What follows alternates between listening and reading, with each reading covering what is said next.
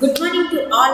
This is S.V. Marthi, lecturer in Commerce, Sir C.R.R. College for Women, Eluru. ఈ రోజు మనం process కాస్టింగ్లో model 4 దీని గురించి తెలుసుకుందాం. దీంట్లో మనకు ఏంటంటే joint products and by products అంటే ఉమ్మడి వస్తువులు మరియు వీడి వస్తువులు బై ప్రొడక్ట్స్, ఉమ్మడి వస్తువులు మరియు ఉప వస్తువులు. బై ప్రొడక్ట్స్ మీన్స్ ఉప వస్తువులు, వీటి గురించి తెలుసుకుందాం. జాయింట్ ప్రొడక్ట్స్ ఉమ్మడి వస్తువులు అంటే ఏంటి అంటే కనుక మనం ప్రొడ్యూస్ చేసేటప్పుడు ఈక్వల్ ఇంపార్టెన్స్ కలిగిన ఒకే రకమైన ఇంపార్టెన్స్ కలిగినటువంటి అనేక రకాలైన వస్తువులు కనుక ప్రొడ్యూస్ అవుతుంటే అటువంటి వాటిని మనం జాయింట్ ప్రొడక్ట్స్ అని అంటుంటాం. ఫర్ ఎగ్జాంపుల్ ఆయిల్ అనేది మనం తయారు చేసినప్పుడు దాంతోపాటు కిరోసిన్ అలాగే పెట్రోలియం అనేటువంటివి మనకి వస్తూ ఉంటాయి. అంటే ఆయిల్కి ఎంతైతే కనుక ఇంపార్టెన్స్ ఉందో అదేవిధంగా కిరోసిన్కి పెట్రోలియం కూడా అంతే ఇంపార్టెన్స్ అనేది వస్తుంటుంది. కాబట్టి మనకి ఆయిల్తో పాటు ఈ కిరోసిన్ పెట్రోలియం కూడా మనం ప్రొడ్యూస్ చేస్తుంటే అటువంటి దాన్ని మనం పిలుస్తాం జాయింట్ ప్రొడక్ట్స్ అని పిలుస్తుంటాం.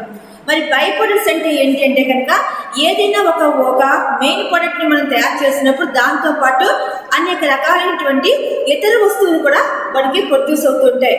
అటువంటి దాన్ని బై ప్రొడక్ట్స్ అని అంటుంటాం. ఫర్ ఎగ్జాంపుల్ మనం షుగర్ కనుక తయారు చేసినప్పుడు షుగర్ క్యాన్ నుంచి షుగర్ తయారు చేసినప్పుడు దాంట్లోనూ మొలాసిస్ అనేటువంటి ఒక జిగురు పదార్థం వస్తుంటుంది. దాంట్లో మనకి చాక్లెట్స్ అనేవి తయారు చేస్తుంటారు.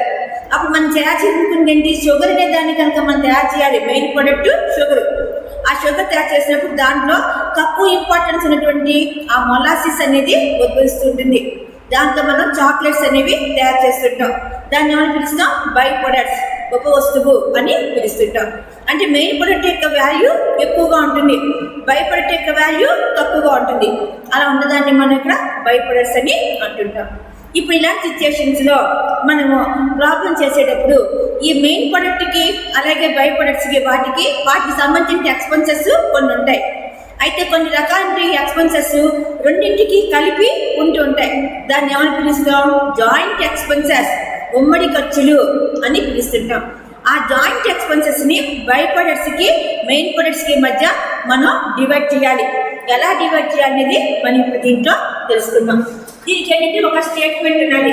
Statement showing the joint expenses, ఉమ్మడి ఖర్చుని మనం విభజించినట్టు ఆ స్టేట్మెంట్ చూడండి. Particulars, main product, by products. ఇక్కడ మెయిన్ ప్రొడక్ట్ మనం ఏ అనుకుంటే బై ప్రొడక్ట్స్ ఉమ్మడి వస్తువులు అనేవి బిసి అనేవి ఇవి అనుకుందాం. ఇలా ఉన్నప్పుడు దీంట్లో మనకి ఏంటంటే ఫస్ట్ సేల్స్, అమ్మకాలు ఇస్తే కనుక ఆ అమ్మకాన్ని ఇలా వేసేసుకోండి. దాని నుంచి లెస్ ప్రాఫిట్ కనుక ఏమన్నా ఉంటే ఆ ప్రాఫిట్ని మైనస్ చేసేయండి. ఆ వచ్చేదాన్ని కాస్ట్ ఆఫ్ ప్రొడక్షన్, ఓకే, ఉత్పత్తి వ్యయము అని పిలుస్తుంటాం. వచ్చేదాన్ని ఉత్పత్తి వ్యయము అని పిలుస్తుంటాం. దీని నుంచి లెస్ సపరేట్ ఎక్స్పెన్సెస్, అంటే దేనికి వాటికి సంబంధించి సపరేట్ ఎక్స్పెన్సెస్ ఉంటాయి, ఇతర ఖర్చులు. ఆ ఇతర ఖర్చులు ఎవరికి వాళ్ళవి, మెయిన్ ప్రొడక్ట్ ఏమో మెయిన్ ప్రొడక్ట్, బై ప్రొడక్ట్స్ ఏమో బై ప్రొడక్ట్స్, అవి మైనస్ చేసేయండి. మైనస్ చేస్తే మనకి ఇక్కడ ఒక ఆన్సర్ వస్తుంది. ఇవన్నీ కూడా మీరు టోటల్ చేసుకోండి. ఆ టోటల్ చేసుకున్నప్పుడు మనకి ప్రాబ్లంలో జాయింట్ ఎక్స్పెన్సెస్ ఇస్తాడు. ఆ జాయింట్ ఎక్స్పెన్సెస్కి ఈ అమౌంట్ కనుక ఈక్వల్గా ఉంటే అప్పుడు మనకు వచ్చిన ఆన్సర్ జాయింట్ ఎక్స్పెన్సెస్, ఉమ్మడి ఖర్చులు అని రాసుకుంటాం. అలా కాకుండా ఒక్కొక్కసారి మనకు వచ్చినటువంటి ఎక్స్పెన్సెస్ మనకి ప్రాబ్లంలో ఇచ్చిన అమౌంట్ కంటే ఎక్కువ ఉంటాయి, తక్కువ ఉండదు. ఎప్పుడు కూడా ఎక్కువ ఉంటాయి. మనకు వచ్చిన ఆన్సర్ ఎక్కువ ఉంటుంది. ప్రాబ్లంలో కంటే కూడా మనకు వచ్చిన ఆన్సర్ ఎక్కువ ఉంటుంది. అలా ఎక్కువ ఉన్నప్పుడు ఎంతైతే కనుక ఎక్కువ ఉన్నదో దాన్ని ఇక్కడ మనం సెల్లింగ్ ఎక్స్పెన్సెస్ అంటాం. ఆ ఎక్కువ ఉన్నటువంటి దాన్ని సెల్లింగ్ ఎక్స్పెన్సెస్ అంటాం. మళ్ళీ ఆ సెల్లింగ్ ఎక్స్పెన్సెస్ని సేల్స్ రేషియోలో డిస్ట్రిబ్యూట్ చేయాలి, అమ్మకాల రేషియోలో డిస్ట్రిబ్యూట్ చేయాలి. అది క్యాలిక్యులేట్ చేసి అది కూడా ఇక్కడ మనం మైనస్ చేస్తాం. అప్పుడు మైనస్ చేసి మళ్ళీ మనం ఇక్కడ టోటల్ చేసుకుంటే మన జాయింట్ ఎక్స్పెన్సెస్కి ఈక్వల్ అవ్వాలి. ఓకే, అప్పుడు అది ఉమ్మడి ఖర్చుల కింద అవుతుంది. ఓకేనా, ఐ రిపీట్ అగైన్. ఫస్ట్ మనం ఇక్కడ సేల్స్, అమ్మకాలు వేసుకుంటాం. అమ్మకాల నుంచి ప్రాఫిట్, లాభం అనేది మైనస్ చేస్తాం.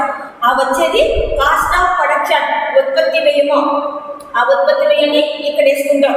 దీని నుంచి సెపరేట్ ఎక్స్పెన్సెస్, ఇతర ఖర్చులు ఏవైతే ఉన్నాయో అవన్నీ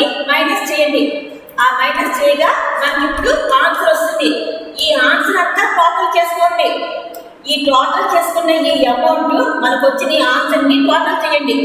ఈ టోటల్ చేసిన ఈ అమౌంట్ అంతా కూడా మనకి ప్రాబ్లంలో జాయింట్ ఎక్స్పెన్సెస్ ఉమ్మడి ఖర్చులు అనేవి ఇస్తాడు. ఆ ఉమ్మడి ఖర్చులకి మనకు వచ్చిన ఆన్సర్ టోటల్ ఈక్వల్ అవ్వాలి. అలా ఈక్వల్ అయితే మనకు వచ్చిన answer is equal to joint expenses ఉమ్మడి ఖర్చులు. అలా కనుక అది ఈక్వల్ అవ్వకుండా మనకు వచ్చిన ఆన్సర్ ఒక్కోసారి ఎక్కువగా ఉంటుంది. అలా ఎంతైతే కనుక ఎక్కువగా ఉందో ఆ డిఫరెన్స్ కనుక్కోండి. ఆ difference is equal to selling expenses అంటే అమ్మకపు ఖర్చు. ఆ అమ్మకపు ఖర్చు ఏ రేషియో డిస్ట్రిబ్యూట్ చేయాలి? సేల్స్ రేషియో, అమ్మకాల రేషియోలో దాన్ని ఇక్కడ డిస్ట్రిబ్యూట్ చేయండి. అప్పుడు మనకి మళ్ళీ మనకి ఆన్సర్ వస్తుంది. దాని కనుక మనం ఈక్వల్ చేసుకుంటే మనకు జాయింట్ ఎక్స్పెన్సెస్కి ఈక్వల్ అయిపోతుంది. ఓకే, ఇది statement showing the joint expenses ఉమ్మడి ఖర్చును చూపు నివేదిక. దీని మీద ఒక ప్రాబ్లం చేద్దాం.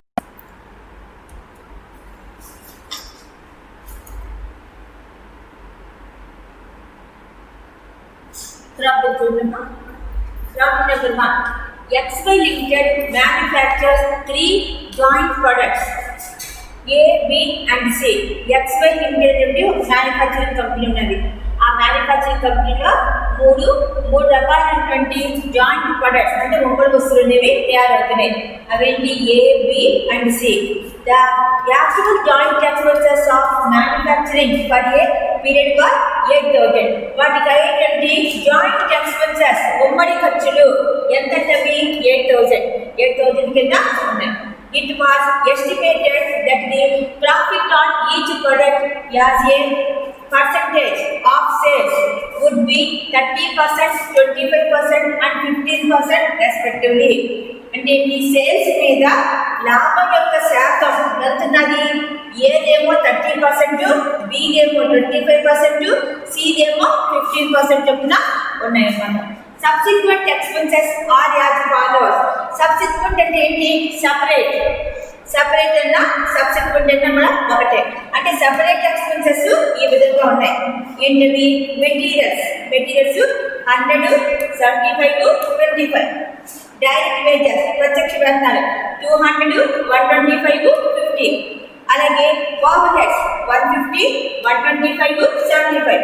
వీటి యొక్క టోటల్స్ 450, 325, 150. ఓకే, అలాగే సేల్స్ చెప్పేస్తారు. సేల్స్ అమ్మకాలు 6,000, 4,000, 2,500.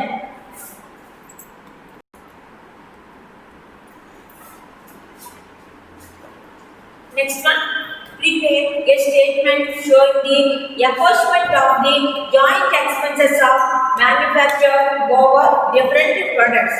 దీని ఆధారంగా చేసుకుని వివిధ వివిధ ప్రొడక్ట్స్ యొక్క వాటి యొక్క జాయింట్ ఎక్స్పెన్సెస్ ఏ విధంగా విభజిస్తామనేది చూపించమని అడుగుతారు.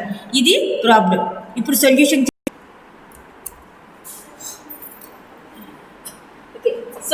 చూడండి.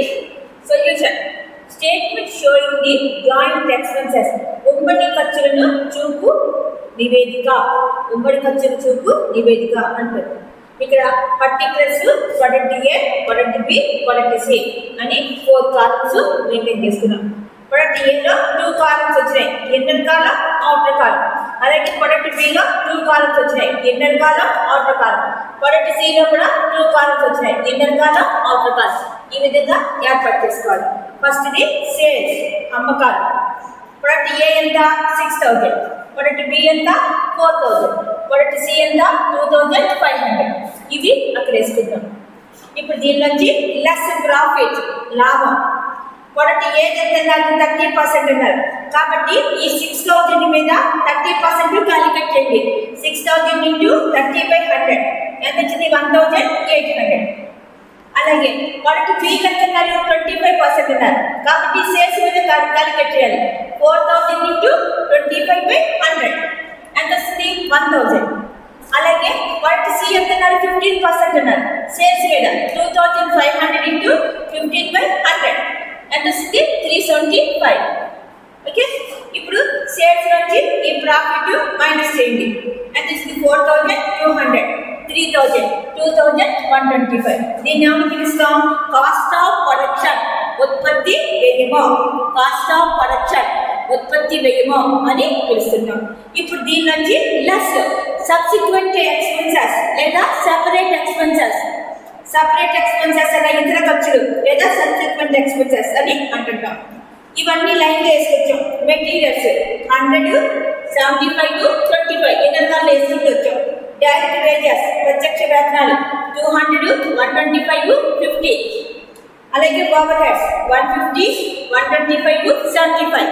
ఈ విధంగా అన్ని సపరేట్గా చేసుకుంటూ వచ్చాం. ఈ టోటల్స్ బట్టి వచ్చి అవుటర్ కాల్ వేసాం. 450, 375, 150. ఓకే, ఈ టోటల్స్ బట్టి వచ్చి దాంట్లో చేసాం. ఇందాక మనకి కాస్ట్ ఆఫ్ ప్రొడక్షన్ ఉత్పత్తి వ్యయం వచ్చింది. దాని నుంచి ఈ సెపరేట్ ఎక్స్పెన్సెస్ ఇతర ఖర్చులు లెస్ చేసాం. మైనస్ చేయండి. ఎంత వచ్చింది? 3750, 2675, అలాగే 1975. ఓకే, ఇవి మూడు కూడా ఇక్కడ సెపరేట్ ఎక్స్పెన్సెస్ మైనస్ చేసిన తర్వాత వచ్చింది అనమాట. ఇవి మూడు టోటల్ చేస్తే మనకి జాయింట్ ఎక్స్పెన్సెస్ కి ఈక్వల్ గా ఉండాలి. అలా ఈక్వల్ గా ఉంటే మనకు వచ్చిన ఆన్సర్ జాయింట్ ఎక్స్పెన్సెస్ ఉమ్మడి ఖర్చులు అని రాసుకుంటాం. ఇవి కనుక ఈక్వల్ గా ఉండకపోతే ఆ డిఫరెన్స్ కనుక్కుని ఆ డిఫరెన్స్ ని సెల్లింగ్ రేషియోస్ దాని ప్రకారంగా ఆ సెల్లింగ్ ఎక్స్పెన్సెస్ కింద ట్రీట్ చేసి దాన్ని సేల్స్ రేషియోలో దాన్ని డిస్ట్రిబ్యూట్ చేస్తాం అన్నమాట. ఓకే,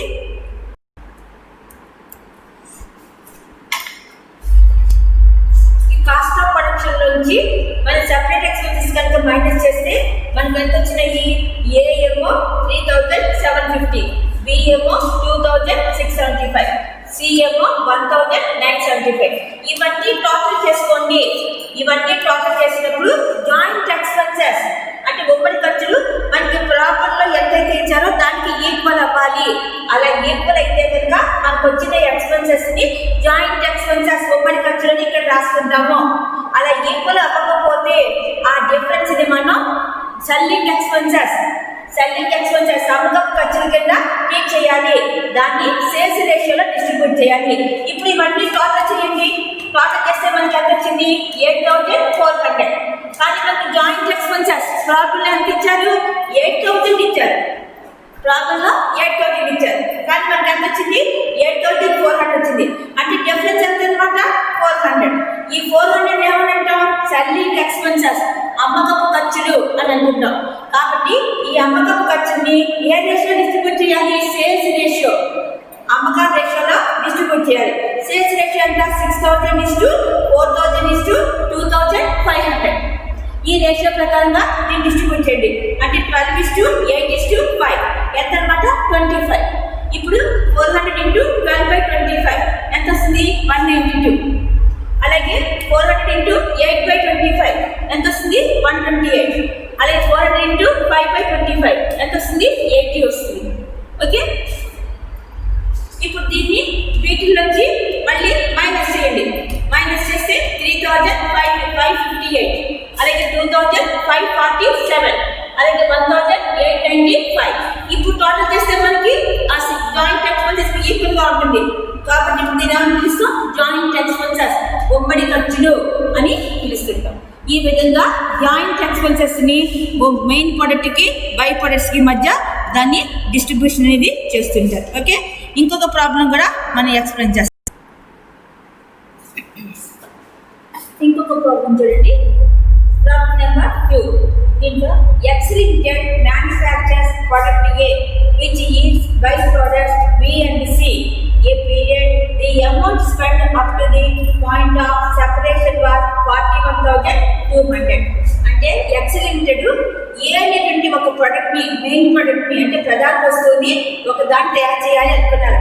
అయితే దాంతో పాటు బై ప్రొడక్ట్స్ ఒక వస్తువులు వస్తున్నాయంట. ఏంటంటే B and C. అప్పుడు వాటికి అయ్యేటువంటి ఈ జాయింట్ ఎక్స్పెన్సెస్ ఎంత అయినాయి? 41,200. ఉమ్మడి ఖర్చులు 41,200 అనేవి అయినాయి. Subsequent expenses were A 2000, B 1540 and C 1260. వాటికి అయ్యేటువంటి సబ్సిక్వెంట్ అంటే ఏంటది? ఇతర ఖర్చులు, సపరేట్ ఎక్స్పెన్సెస్ అన్నమాట. ఇతర ఖర్చులు ఏవేమో 2000, B ఏమో 1540, C ఏమో 1260. and sales value of products A, B and C was 30,000, 20,000 and 10,000 respectively. వాటి యొక్క అమ్మకాలు A ఏమో 30,000, B ఏమో 20,000, C ఏమో 10,000. It was estimated that the net profit as a percentage of sales in case of B and C would be 25% and 20% respectively. అప్పుడు net profit sales మీద బీది సిది చెప్తారు, అంటే బై ప్రొడక్ట్స్ చెప్పారు ఒక వస్తువుని. బీదంతా 25%, సిదంతా 20% సేల్స్ అమ్మకాల మీద. కానీ ఏది ఇచ్చారా ఇక్కడ ఇవ్వలేదు. ఎసెట్ అయింది profit yard on product A. Product A అంటే ప్రధాన వస్తువు యొక్క ప్రాఫిట్ ఎంత ఉన్నది అది మనం ఇప్పుడు ఇక్కడ కనుక్కోమంటున్నారు. ఓకే, ఇది ప్రాబ్లం. సొల్యూషన్ చూడండి.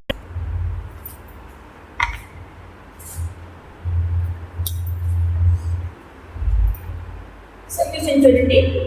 Statement showing the joint expenses of by products B and C. ఇక్కడ మనకి ఈ ప్రాబ్లంలో మనకి బికి సికి సంబంధించిన ఇన్ఫర్మేషన్ ఫుల్ ఉన్నది, కానీ మెయిన్ ప్రొడక్ట్ ఏది మనకి తెలియదు. కాబట్టి ఏదైతే మనకి తెలుసో దాన్ని ముందు ఇక్కడ జాయింట్ ఎక్స్పెన్సెస్ ప్రకారం ఆ జాయింట్ ఎక్స్పెన్సెస్ ని ముందు కనుక్కోండి. ఇక్కడ బై ప్రొడక్ట్స్ బిది సిది ఫుల్ ఇన్ఫర్మేషన్ ఉన్నది, కాబట్టి ఈ BDC యొక్క జాయింట్ ఎక్స్పెన్సెస్ ఎంత అనేవి ముందు కనుక్కోవాలి. Particulars by products B, by products C.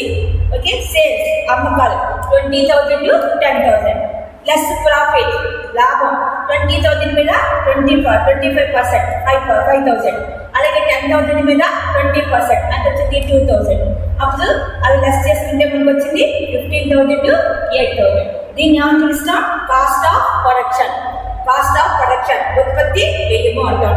దీని నుంచి ఇప్పుడు లెస్ సెపరేట్ ఎక్స్పెన్సెస్ ఇతర ఖర్చులు లెస్ చేయండి. 1,540, 1,260 ఇవి మైనస్ చేయండి. అప్పుడు ఎంత వచ్చినాయి? 13,460. అలాగే 6,740 వచ్చినాయి. దీన్ని ఏమని పిలుస్తాము? Joint expenses of B and C. అంటే బికి సి యొక్క ఉమ్మడి ఖర్చులు ఇవి వస్తాయి అన్నమాట. ఓకే, ఈ టేబుల్ అలా అక్కడ పెట్టండి. అలాగే నెక్స్ట్ ఇప్పుడు జాయింట్ ఎక్స్పెన్సెస్ ఆఫ్ ఏది అంటే మెయిన్ ప్రొడక్ట్ ఏది కూడా మనం ఇప్పుడు కనుక్కోవాల్సి ఉంటుంది. ఓకే,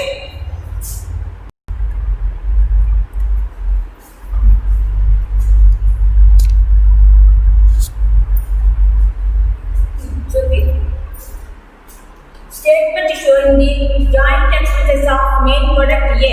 ప్రధాన వస్తువు ఏ యొక్క జాయింట్ ఎక్స్పెన్సెస్ ని ఈ విధంగా కనుక్కుంటాం అన్నమాట. ఇక్కడ 3 కాలమ్స్ ఉంటాయి. పర్టికులర్స్, ఇన్నర్ కాలం, అవుటర్ కాలం. ముందు టోటల్ జాయింట్ ఎక్స్పెన్సెస్ అన్నింటి మూడింటి కలిపి ఎంతది? 41,200. దాని నుంచి less joint expenses of by products అంటే ఒక వస్తువు యొక్క జాయింట్ ఎక్స్పెన్సెస్ ఇందాక మనం కనుక్కున్నవి. బై ప్రొడక్ట్ బి ఎంత వచ్చినాయి? 13,460. అలాగే బై ప్రొడక్ట్ సి ఎంత వచ్చినాయి? 6,740. ఇవి రెండు యాడ్ చేసి అవుటర్ కాలం వేయండి. ఎంత వచ్చింది? 20,200. ఇప్పుడు ఈ టోటల్ నుంచి ఇది మైనస్ చేయండి. 41,200 నుంచి 20,200 పోతే 21,000 వస్తుంది. ఇది ఏంటన్నమాట? Joint expenses of main product A. ప్రధాన వస్తువు ఏ యొక్క ఉమ్మడి ఖర్చు అన్నమాట. ఓకే, తర్వాత ఇప్పుడు లాభం అనేది ఇప్పుడు ప్రాఫిట్ కనుక్కోవాలి. చూడండి, statement showing the profit of main product A. Main product అంటే ప్రధాన వస్తువు ఏ యొక్క లాభాన్ని చూపు నివేదిక అన్నమాట. దీనిలో కూడా 3 కాలమ్స్ ఉంటాయి. Particulars, inner column, outer column. First the sales అమ్మకాలు అంటే ఎంత అన్నమాట? 30,000. దీని నుంచి లెస్ సెపరేట్ ఎక్స్పెన్సెస్ అంటే ఈ మెయిన్ ప్రధాన వస్తువు యొక్క సెపరేట్ ఎక్స్పెన్సెస్ 2,000. అలాగే జాయింట్ ఎక్స్పెన్సెస్ అంటే ఉమ్మడి ఖర్చులు 21,000. ఇవి రెండు యాడ్ చేసి అవుటర్ కాలం వేయండి. 23,000. ఈ సేల్స్ నుంచి ఇది మైనస్ చేయండి. అప్పుడు మనకి లాభం అనేది వస్తుంది. అంటే ప్రాఫిట్ ఆఫ్ మెయిన్ ప్రొడక్ట్ ఏ 7,000 అనేది వస్తుంది అనమాట. దీన్ని బట్టి మనకి ఈ ప్రధాన వస్తువు కానీ ఉప వస్తువులు కానీ వీటిల్లో ఒక దాని యొక్క లాభం ఇవ్వకుండా మిగతా వాటి యొక్క లాభం కనుక ఇస్తే వాటిని ఈ విధంగా కనుక్కోవాల్సి ఉంటుంది. ఓకే, నెక్స్ట్ క్లాస్లో మనం అకౌంట్స్ ఎలా తయారు చేయాలో నేర్చుకుందాం.